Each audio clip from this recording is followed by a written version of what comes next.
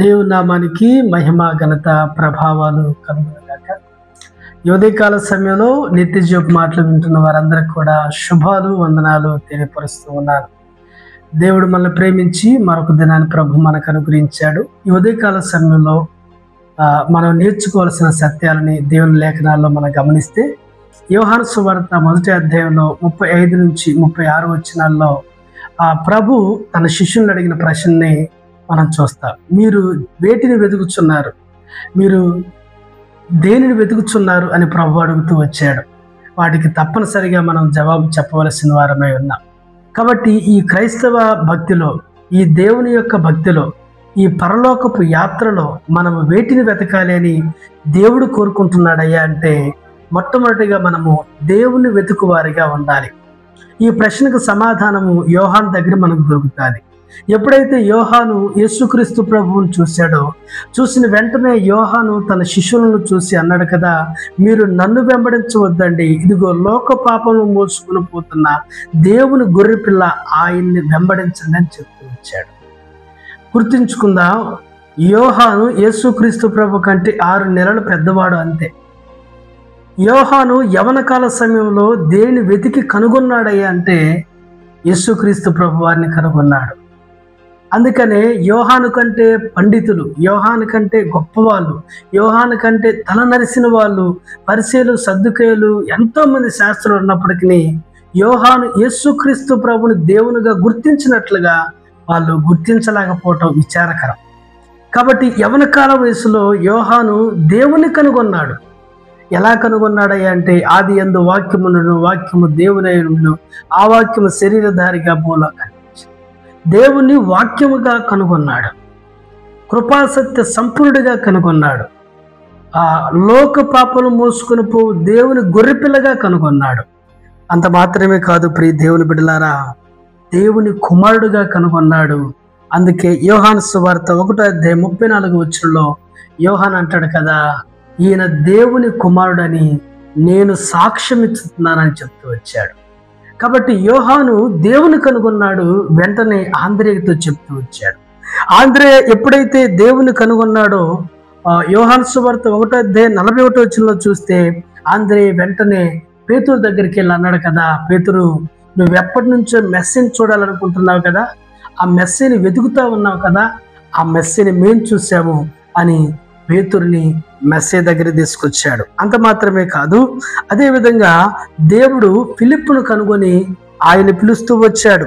ఆ తర్వాత ఫిలిప్పు యోహాను సువార్త 1వ అధ్యాయం 45వ వచనంలో చూస్తే, నతానేలు దగ్గరికి వెళ్ళి అన్నాడు, ధర్మశాస్త్రము దేని గురించి బోధిస్తుందో, ధర్మశాస్త్రం ఎవరి గురించి చెప్తుందో, ఆ ధర్మశాస్త్రంలో ప్రవచనాలు ఎవరి యందు నెరవేర్చబడుతున్నాయో ఆయన్ని మేము కనుగొన్నాం నతానేలు అని నతానేలుని ఆయన దగ్గరికి తీసుకొచ్చినట్లుగా చూస్తాం. ఇక్కడ యోహాను దేవుణ్ణి వెతికి కనుగొన్నాడు, ఆంద్రేయ దేవుని వెతికి కనుగొన్నాడు, పేతురు మెస్సీని వెతికి కనుగొన్నాడు, నతానేలు ధర్మశాస్త్రములో ఉన్న ప్రవచనములు వెతికి యేసయ్యను కనుగొన్నాడు, ఫిలిప్పు యేసయ్యను కనుగొంటూ వచ్చాడు. వీళ్ళందరూ ఎవరో తెలుసా? యవన జీవితాల్లో తమ యవన బలాన్ని లోకములో ఖర్చు పెట్టి లోకములో ఉన్న లోకాశలని వెంటాడవలసిన వీరు వేటిని వెంటాడుతూ వచ్చారో తెలుసా? వేటిని వెతుకుతూ వచ్చారో తెలుసా? యోహాను తన యవ్వన జీవితంలో ప్రవక్త పరిచర్య చేస్తా, యాజక పరిచర్య చేస్తా దేవుణ్ణి వెతకటం ప్రారంభించాడు. పేతురు తన చేపల వృత్తిలో జీవిస్తూనే ఆయన మెస్సీని వెతకటం నేర్చుకున్నాడు. అదేవిధంగా ఫిలిప్పు దేవుని వెతకటం నేర్చుకున్నాడు, ఆంద్రేయ దేవుని వెతకటం నేర్చుకున్నారు. ఈ యవనస్తులందరూ కలిసి ఒక యవనస్తుడైన క్రీస్తుని వాళ్ళు వెతుకుతూ ఆయన వెంబడిస్తూ ఆయన ఎక్కడ కాపురం ఉన్నారో అక్కడ కొన్ని దినాలు ఆయనతో నివాసం చేశారు. ప్రియ దేవుని బిడ్డలారా, ఈ ఉదయకాల సమయంలో క్రైస్తవులమైన నీవు నేను దేన్ని వెతుకుతూ ఉన్నాం? పౌలు అంటాడు కదా, ఈ లోకములో ఉన్న వాటన్నిటినీ నేను అశుద్ధముతో సమానంగా ఎంచుకున్నానన్నాడు. అశుద్ధమైనది మనకి ఈరోజు బంగారం అయిపోయింది, అశుద్ధమైనది మనకు విలువైపోయింది, అశుద్ధమైన దాన్ని మన హృదయాల్లో దాచుకుంటున్నాం, అశుద్ధమైన వాటి వెంబడి మనం పరిగెత్తుతున్నాం అనే సత్యాన్ని గుర్తించాలి. యవన కాలంలో ఉన్న వారు తమ యవన బలాన్ని లోకానికి ఖర్చు పెట్టక దేవుని వెతకటంలో వాళ్ళు ఎంతగానో ప్రావీణ్యత నుండి ప్రభుని పట్టుకున్నారు, ప్రభు శిష్యులుగా మారారు, ప్రభు చిత్తాన్ని చేస్తూ వచ్చాడు. ప్రియ యవనస్తులారా, మీ యవన జీవితాన్ని దేనికి ఖర్చు పెడుతున్నారు? మీ యవన తలాంతుల్ని దేనికి ఖర్చు పెడుతున్నారు? మీ యవన బలాన్ని దేనికి ఖర్చు పెడుతున్నారు? మీ యవన కోరికలను దేనికి ఖర్చు పెడుతున్నారు? మీ యవన ఆశలను దేనికి ఖర్చు పెడుతున్నారు?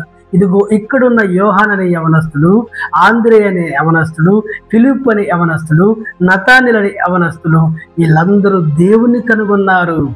దేవుణ్ణి కనుగొన్నారు. ఈ ఉదయకాల సమయంలో దేవుణ్ణి కనుగొనేవారు ఎవరైనా కలరేమో అని ఆకాశం నుంచి దేవుడు చూస్తూ ఉన్నాడు. నువ్వు వేటిని వెతుకుతూ ఉన్నావు? నువ్వు వేటిని వెంబడిస్తూ ఉన్నావో ఒక్కసారి మనల్ని మనం పరిశీలించుకోవాలి.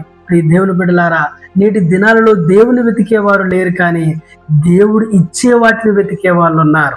దేవా, నువ్వు అవసరం లేదు, కానీ నీవిచ్చే ఉద్యోగం కావాలి. దేవా, నువ్వు అవసరం లేదు, కానీ నీవిచ్చే ఆయుష్ కావాలి. దేవా, నువ్వు అవసరం లేదు, కానీ నీవిచ్చే ఆరోగ్యం కావాలి.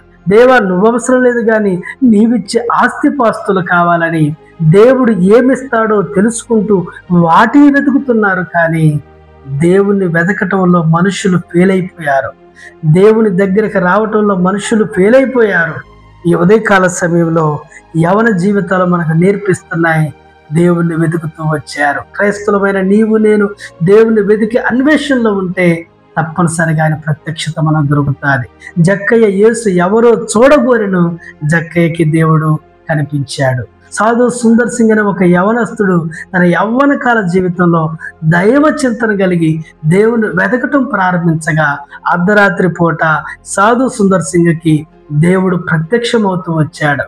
గుల్షన్ ఫాతిమా అనే ఒక స్త్రీ దేవుని వెతకటం ప్రారంభించగా ఆ యవన కాల జీవితంలో ఉన్న గుల్షన్ ఫాతిమాకి, అంగవైకల్యంతో ఉన్న ఫాతిమాకి దేవుడు కనిపించాడు. ప్రియ దేవుని బిడ్డలారా, ఈ ఉదయకాల సమయంలో వేటిని వెతుకుతున్నా?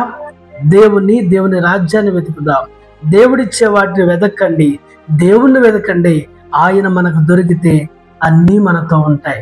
కాబట్టి ఈ ఉదయకాల సమయంలో క్రైస్తవ విశ్వాసమైన నీవు నేను మొట్టమొదటిగా దేవుని వెతుకుదాం, దేవుని చిత్తాన్ని వెతుకుదాం. దేవుడి మాటలు దీవించును గాక. ఆమేన్.